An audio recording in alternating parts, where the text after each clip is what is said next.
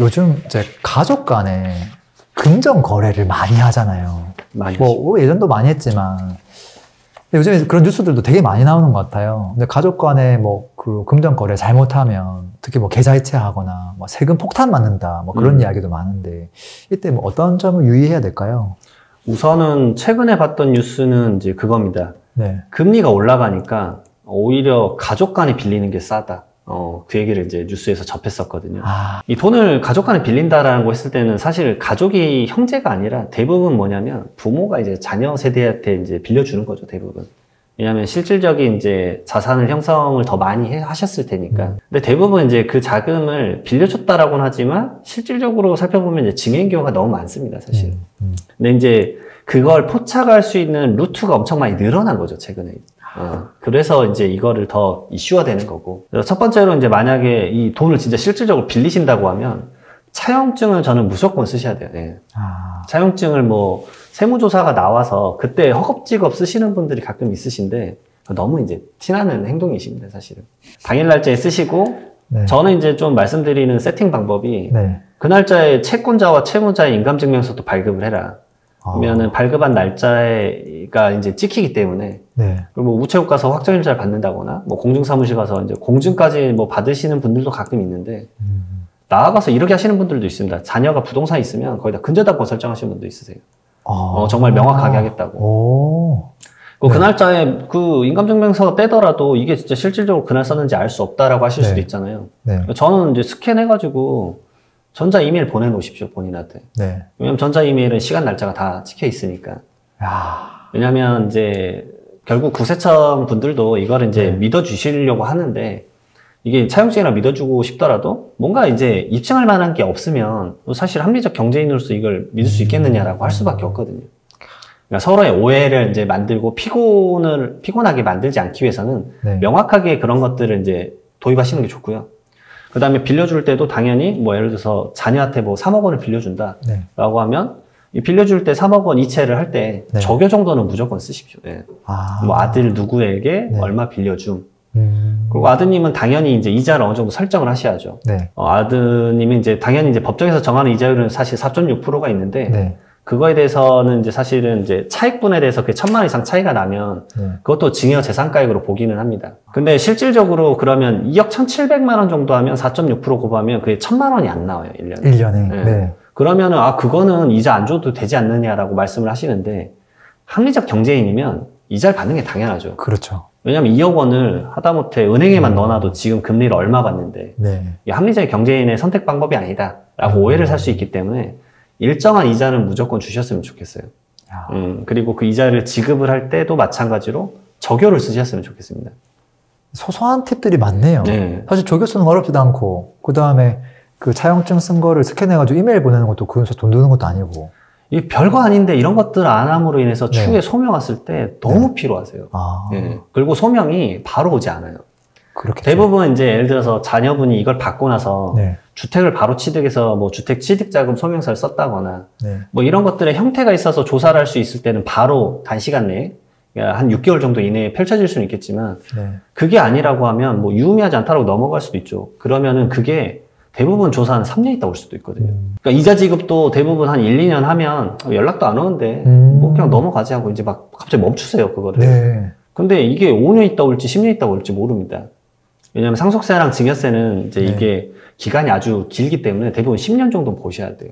그리고 이건 진짜 실질적으로 빌리는 거라고 항상 생각을 하셔야 됩니다. 네. 왜냐면 채무도 사후 관리를 하기 때문에 네네네. 이게 사후 관리를 한다라는 걸 항상 인지를 하시고 이자 지급도 꼭 만드셨으면 좋겠습니다. 사실 이 중에서 제일 중요한 거를 한 가지만 뽑으라고 한다면 제때 진짜 이자 지급이라도 또박또박 했으면 그나마 나은 거 아니에요? 맞습니다. 계약서상 날짜 뭐 정했으면 네. 그에 맞춰서 이자라도 꼭 지급을 하고 과거부터 계속 지급했다는 이력이 있으면 맞습니다. 그리고 그 이자를 줄 때도 적요를 꼭 쓰셔야 돼요. 그게 아니면 괜히 이게 생활비인지 뭔지를 알 수가 없어요. 그것도 또 할 수 있구나. 한 번 더 이런 것들을 꼼꼼히 챙기셨으면 좋겠어요. 저는 오히려 이제 이자 갚을 때도 첫 달이면 1, 뭐 두 번째 달이면 2 숫자도 붙이시라고 말씀도 드리고 싶어요. 기억을 하셔야죠. 근데 또 이걸 또 가볍게 생각하는 분들도 많을 것 같아요. 뭐 예를 들면은 그래 뭐 급하게 1억 빌렸다가 그래 한 8개월 뒤에 갚은 건데 뭐 갚고 그냥 또 아무렇지 않게 넘어가고 또 그러다가 또 돈이 필요하면 한 2억 한번 빌렸다가 그래 6개월만 단기로 쓰고 다시 돌려주면 되지 뭐 이렇게 하고 근거 안 남겼을 때 그게 다 쌓이는 거잖아요. 그게 추후에 오해가 될 수도 있죠. 결국은 이제 오해가 되는 시점은 이제 상속이 펼쳐졌을 때입니다, 또. 왜냐면 이게 갚을 때 아버지한테 돈 빌리고 가끔 이러신 분이 있어요. 엄마한테 갚으세요. 근데 그게 언제 펼쳐지냐면 상속세 펼쳐지면 상속세는 이제 증여를 하고 나서 10년 이내에 돌아가시면 상속세 계산할 때 10년간 증여했던 내역을 다 합쳐서 계산하게 돼 있거든요. 네. 그러면은 이제 상속세랑 증여세가 전부 다 발생할 수가 있습니다. 결국 가족 간의 거래 내역을 피상속인 상속인 거 10년치 거래 내역을 다 보거든요. 근데 보세요. 아버님이 빌려줬는데 이걸 어머님한테 갚아버리면 네. 이거 증여, 이거 증여예요. 네, 이거는 당사자가 다르지 않냐. 그러니까 그거를 소명하면은 잘 소명하면 될 수도 있겠지만 이미 이런 형태를 하셨던 분들은 이런 소명에 대해서 생각도 안 하시는 거죠. 그러니까 엄청난 피로도를 느끼실 수밖에 없습니다. 혹시 빌린 돈을 가지고 그냥 뭐 생활 자금을 쓰면 그나마 괜찮은데 이걸로 뭐 부동산을 산다거나 그러면 더 타격이 있나요? 아무래도 이제 말씀드렸던 더 포착이 잘 되는 루트가 많이 늘어난 거죠. 부동산을 취득할 때 요즘은 주택뿐만이 아니라 토지를 취득할 때도 취득자금 소명서를 써야 되고. 그렇죠. 그러면 이제 이렇게 생각하시는 분들이 있어요. 뭐 전월세 쓰면 되지 않냐. 이제 물론 이제 이게 행정망 쪽으로 지금 연결이 되고 있는 건 알고 있습니다. 행안부랑 국토부랑 이제 기재부랑 임대에 대한 내역들을 전부 다 데이터베이스를 만들었잖아요. 거의 몇 년간. 그러면 이 시스템 있잖아요. 전월세 신고제가 있습니다. 뭐 보증금 6천만 원 이상 초과, 그 다음에 월세 30만 원 초과되면 전월세 신고해야 되잖아요. 그 데이터가 어떻게 활용될지 모르는 거죠. 그러면 전세가 예를 들어서 뭐 5억이다 라고 하면 근데 자녀가 그동안에 벌었던 소득이 2억밖에 안 된다. 3억은 어디서 났을까? 그러니까 이렇게 포착될 수 있는 루트가 요즘 이제 많이 늘어나서 상속세 때뿐만이 아니라 증여조사도 생각보다 빈번하게 일어나고 있습니다. 근데 만약에 대부분은 부모 자식 간의 이제 거래일 텐데 뭐 형제 자매나 부부 간에도 똑같다고 봐야 될까요? 우선은 형제 간에는 뭐 실무적으로 제가 경험한 바로는 진짜 빌려주는 거예요. 네, 형제는 대부분 거의 그냥 이제 너 돈 빌려주면 무조건 갚아 이런 경우가 많습니다. 사실. 가끔 이제 어떤 형제분이 이제 마음이 좋고 본인이 좀 넉넉하면 이렇게 주는 경우는 있는데 거의 이제 사실은 그러시더라고요. 근데 이게 마찬가지로 이것도 내역이 없잖아요. 그러면 증여로 볼 확률이 높습니다. 근데 오히려 이제 부부가 이제 그냥 막 짬뽕 되는 경우가 많을 것 같은데. 부부는 정말 많은데 그 큰 금액이 아니면 대부분 이제 공동생활 명의로 봅니다. 그건. 물론 이제 부부는 내가 줄 때도 6억, 내가 이렇게 받을 때도 6억까지 공제가 가능한데 증여 같은 경우 10년간 6억 원이니까 웬만하면 그 범위를 넘어서는 경우 거의 발생하진 않고요. 그 다음에 어느 정도 큰 금액이 오가더라도 어떤 부동산 살 때 이렇게 같이 했다. 그럼 공동생활 명의라고 주장을 하면 대부분 받아들여지는데 이슈는 뭐냐면 그걸로 자산 형성을 하시면 안 돼요. 예를 들어서 경제적 능력이 없는 배우자가 이제 주부이시라고 볼게요. 주부이신 분은 그걸 받았는데 그럼 공동생활 명의로 생활 목적으로 써야 되는데 그걸로 오피스텔을 샀다 그러면 결국은 이거는 이제 증여로 볼 수가 있는 거죠. 자산 형성은 리스크가 큽니다. 그러니까 그걸로 받은 걸로 부동산을 샀다거나 주식을 구매했다거나 아니면 이제 자동차를 샀다거나 그런 식의 이제 이슈가 될 수 있죠. 그러면 이제 사회초년생에서 이제 결혼을 하고 이제 부부 관계에서 재테크를 열심히 하잖아요. 그러면 뭐 1억, 2억을 모아가지고 투자를 했는데 공동명의로 투자할 수도 있는 거잖아요. 네, 맞습니다. 근데 그렇게 했을 때 이 자산이 상승하잖아요. 그러면은 이거를 이제 팔았을 때 사실은 엄밀하게 보면 각각 계좌로 들어와야 되잖아요. 근데 뭐 하다 보면 그냥 남편 계좌로 확 받는 경우도 있잖아요. 네, 맞습니다. 그랬다가 또 이걸 그 다음 걸 다시 또 사게 됐을 때 얘를 또 이걸 툭 다 주는 경우도 있고 어떤 경우는 이거를 돈을 좀 반 주고 이렇게 가는 경우도 있고 막 짬뽕이 되는 경우가 많거든요. 그게 상속세 조사할 때 진짜 제일 골치 아픕니다. 왜냐면은 이제 이걸 난립해서 쓰시는 거거든요. 그래서 제가 사전 상속 플래닝 할 때는 그 계좌 내역을 10년치 걸 받으래요. 이제 돌아가시기 전에.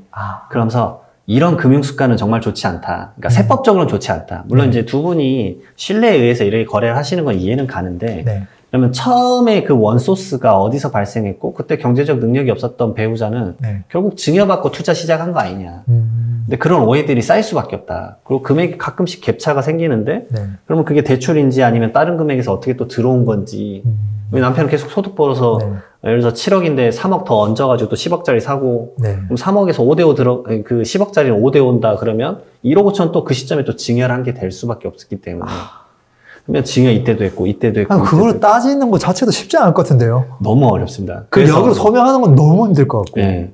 근데 문제는 소명이 제대로 안 되면 증여세 과세를 이제 받을 수밖에 없기 때문에 네, 이게 스트레스입니다. 근데 중요한 건 이걸 미리미리 준비해야 된다는 거예요. 그래서 금융 습관을 좀 잘 들이셨으면 좋겠어요. 처음부터 FM대로 딱딱. 네. 왜냐하면 이제 소명할 때 세무서 이제 결국 기관을 상대하시는 경우는 거의 경험을 해본 적이 없으실 거예요. 네. 그리고 그게 이제 일반적인 기관과 다르게 정말 말 그대로 바로 즉각적으로 내 돈과 연결되는 기관이기 때문에 그 민감도가 아주 높습니다.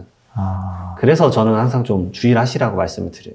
그럼 이 경우는 어때요? 보통 부모님이 이제 조금 이제 결혼하려고 하는 그런 아들이 있잖아요. 보통 전셋집을 마련할 때 그때 돈을 조금 되는 경우가 많잖아요. 엄청 많죠. 그때는 뭐 어떻게 해야 돼요? 뭐 차용증을 쓰거나 뭐 그래야 되는 거예요? 사실은 예전에는 그런 거 줘도 안 걸려라고 생각하신 게 가장 일반적인 마인드셨어요. 네. 근데 지금 예전과 다르게 전세 금액이 높습니다. 네. 그러니까 예전에는 전세 금액이 뭐 1, 2억이니까 과세관청에서도 뭐 그럴 수 있지.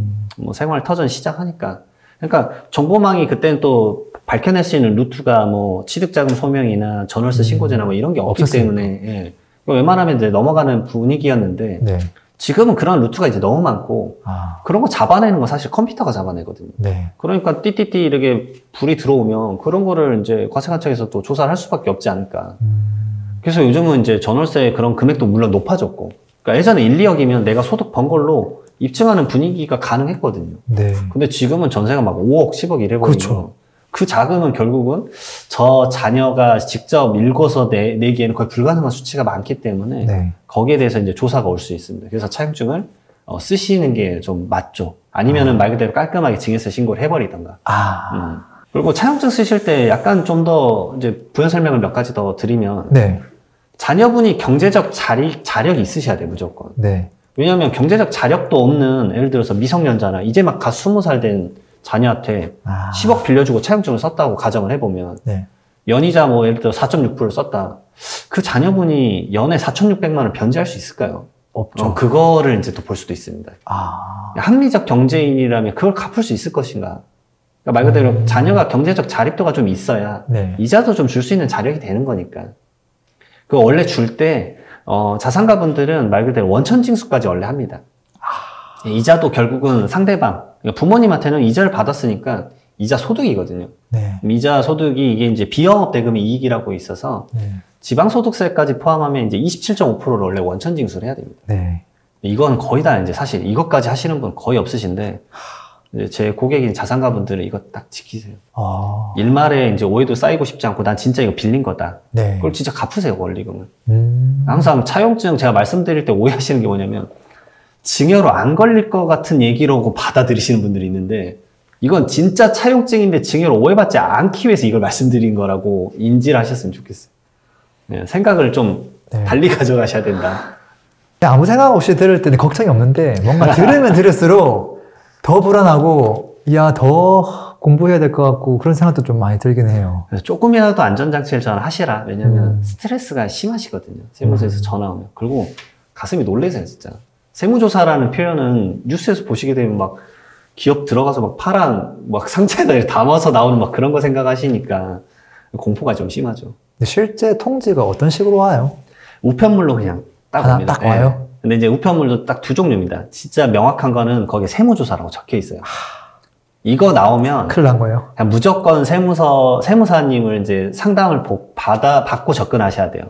혼자서 네. 해결할 생각은 절대 하지 마십시오. 그거 말고 또 다른 케이스가 또 있어요? 다른 거는 이제 뭐 해명 자료 안내 뭐 이런 식으로 나오세요. 이거는 지금 세무조사는 아니지만 약간 이제 이런 거래가 이제 좀 의심이 됩니다. 그래서 네. 좀 이게 어떤 상황인지 말씀만 좀 해주십시오. 그거 아니면 세무조사는 하지 않겠습니다. 이런 케이스입니다. 세무조사 적혀있는 우편이 오면 일단은 그 강을 한번 건넌 거네요. 상당히 위험하게 이제 하셔서 너무 명확하게 그쪽에서 좀 파악하고 있는 상황입니다. 국세청에서. 제발 오지 마라.